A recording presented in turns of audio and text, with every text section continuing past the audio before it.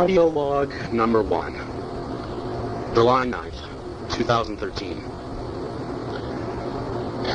Alright, so in accordance with the contract that my team and I have signed with various nations that I'll not name here, I'm going to be keeping audio logs of the day-to-day goings-on around our lab, as well as these personal logs. From now on, I shall simply refer to myself as Doctor, as I do not wish to reveal my name within these logs. Don't be confused when I use that name to refer to myself when ending a recording. The location shall be undisclosed. However, I will say that we have decided to name the lab we've been given Zone 0. We all thought that it would be funny, considering the name of the project.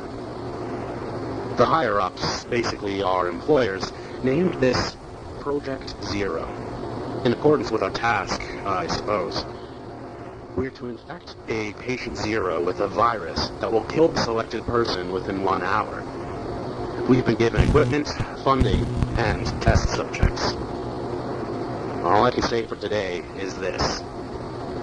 Those test subjects are probably going to wish they had never been born. Doctor, signing out. Audio log number 2. July 10th, 2013. Research into virus officially started today. Trials of combining different strains of bacteria and viruses to create viral weapon have begun, and tests on non-human subjects shall begin shortly. Perhaps within the next 2 to 3 days, if test viruses are stable enough to perform basic functions. Not much else to report on. Things around the lab are actually quite easygoing despite our task, and small talk is very common among members of my team. Although, I've begun to get a feeling of unease. It's nothing to do with our research, but rather just a general sense of unease that I can't quite place. Almost as if something is going to go wrong with me personally. However, I have always been a wee bit paranoid, so it may just be my imagination. Doctor signing out. Audio log number 3, July 13th, 2013. Test virus became unstable and was terminated. No casualties or anything of that nature to report, but it just feels like a waste of days of work. Non-human test subjects have been prepared, however, so when a test virus is stable enough, we will be able to proceed.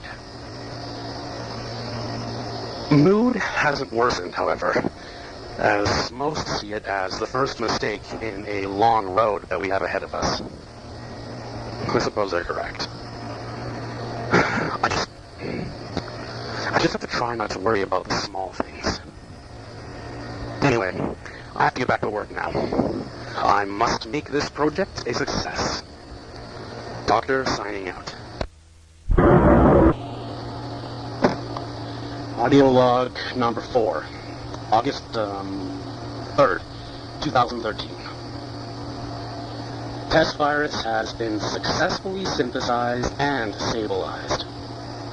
Tests to begin on non-human subjects within the week. We're going to start with simple animals like rats and the like within secure containment and sterilization chambers.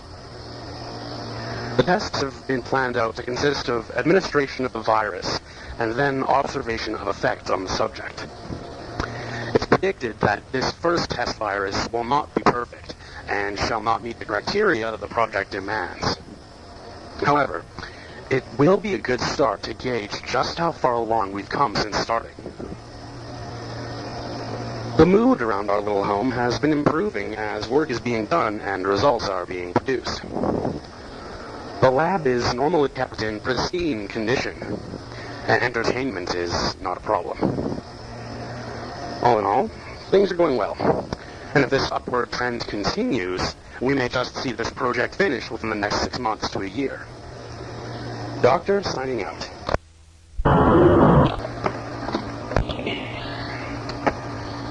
Audio log number 5, August 7th, 2013. Tests initiated on non-human subjects Effects of synthesized virus are slow, as the subject has yet to expire. However, the actual effects of the virus are somewhat astounding. It appears that the virus colonizes cells at a slow rate, but when the takeover of the living cell is complete, the cell is not destroyed like a normal virus. The infected cell continues to produce virus DNA until the cell divides, as examined under a microscope. The other scientists and I have theorized that this virus, named Virus 001, has the underlying effect of changing the DNA of its host into that of its own. These tests have so far only been performed on rats and mice, and within 2 days we are going to euthanize the subjects. And if our theories are correct, then the others and I have no idea what could happen. It has been assumed that the test virus is highly contagious, and so we are taking the utmost precautions. Doctor signing out. Audio log number 6, August 10th, 2013. News to report. Horrible, terrible, bloody news to report. One of the non-human subjects that was about to be euthanized bit one of my colleagues today. Bit him through 2 layers of highly penetration-resistant hazardous suit material, and the damn thing's teeth nearly struck the bone. We euthanized the subject with my colleague. He didn't complain or offer any grievances, only told us one thing. He could feel it infecting him, and much faster than it had on the rats. He said that he could feel the virus working its way through his system, corrupting the tissues and even the bones. Something like this cannot be ignored. I have convinced my colleagues to test on human subjects. The effects of this virus need to be studied on humans, but he said convincing me of it. Doctor signing out.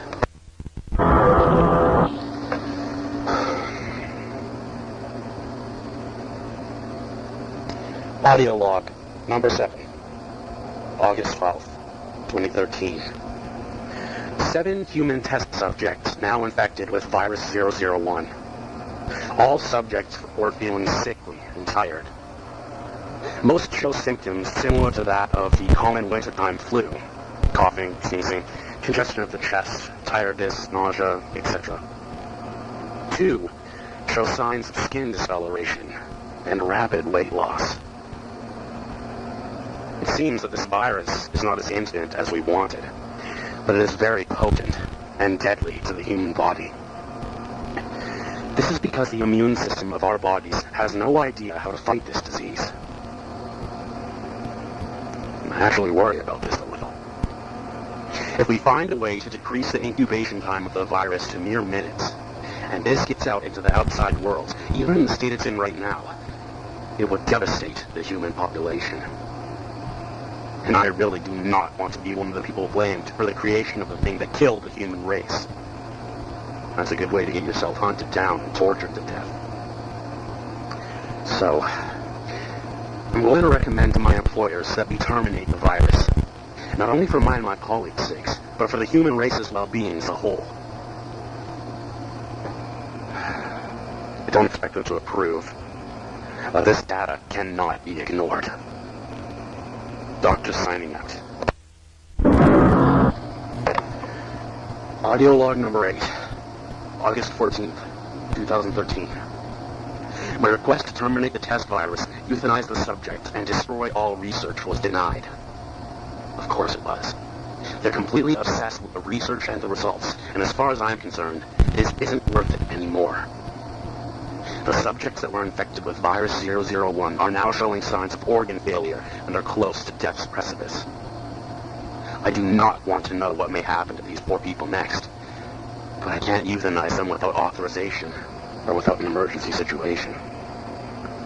And so, we are forced to watch them suffer and beg for help. Help we cannot offer. One of my colleagues suggested that we start research into a fast-acting cure for this virus in secret. I, of course, approved of this idea, and we began immediately, alongside the research into the test virus. Both will be essential, as knowing how the virus's DNA is structured and its effects will be instrumental in finding a cure. Until then, we have to continue to do God and the devil's work. Doctor signing out. Audio log number 9. Date August 16th, 2013. They came back. The subjects came back. From death, I mean. At about midnight last night, all of the subjects terminated due to natural causes. And then, as we were preparing to euthanize the bodies, 2 of the subjects got up in the chamber. They got up after they were dead. I have no idea how, but it seems that the Hades virus 001 reanimates the dead tissues of the infected person. Classic zombies. They seem to have a sort of hive mind, however, as they all tried to escape the containment cell by smashing the plexiglass window open.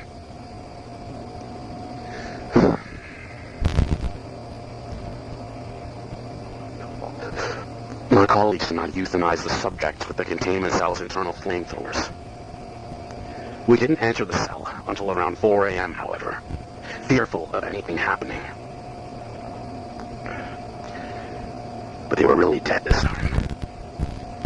We dissected them under strict safety protocols and found that their brains had been altered internally, all the cells having been converted to virus 001. Under the microscope, it appeared to still be trying to reproduce. It nearly succeeded until I ordered the complete incineration of all 7 test subjects. It was done without hesitation. I'm about to crack. I can't deal with this anymore. This is too much. The implications of this getting to the outside world are too vast. This research, all the samples, the lab, even we, the people that created this virus, should be destroyed. Doctor signing out.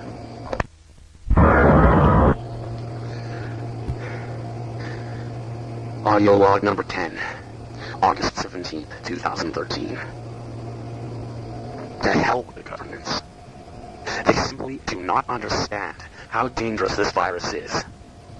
They talk about taming the zombies that this research has spawned.